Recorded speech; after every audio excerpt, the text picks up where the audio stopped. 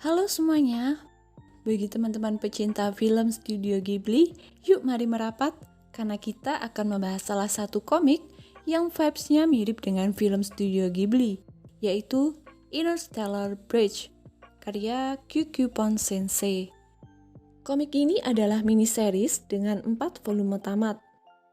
Diterbitkan oleh penerbit Alex Media Computindo dengan format reguler atau kertas koran. Di Indonesia pertama kali terbit pada tahun 2018 dan di Jepang pada tahun 2016. Cover dari komik ini benar-benar cantik, dengan ilustrasi watercolor yang kalem, memberikan kesan yang klasik. Dan meskipun covernya terlihat menggemaskan, sebenarnya komik ini temanya cukup berat, yaitu dampak dari sebuah perang. Jadi, komik ini menceritakan tentang seorang gadis Jepang bernama Haru yang harus pindah ke Shanghai, China karena ayahnya dipindah tugaskan ke sana.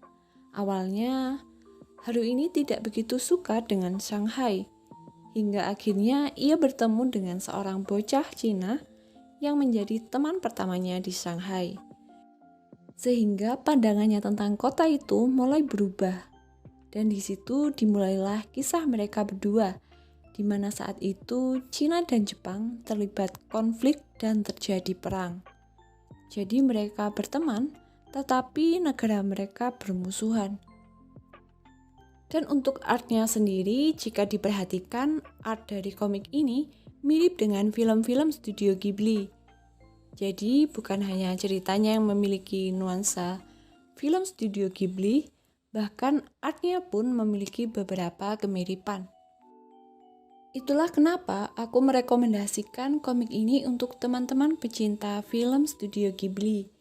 Karena hanya mini series dan juga bukan terbitan lawas, yaitu di tahun 2018, jadi masih cukup mudah untuk dikoleksi.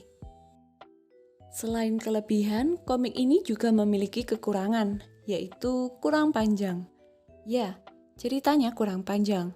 Di volume 4 menurutku terkesan lebih terburu-buru. Akan lebih bagus lagi jika bisa mengeksplor masa remaja dari tokoh utama.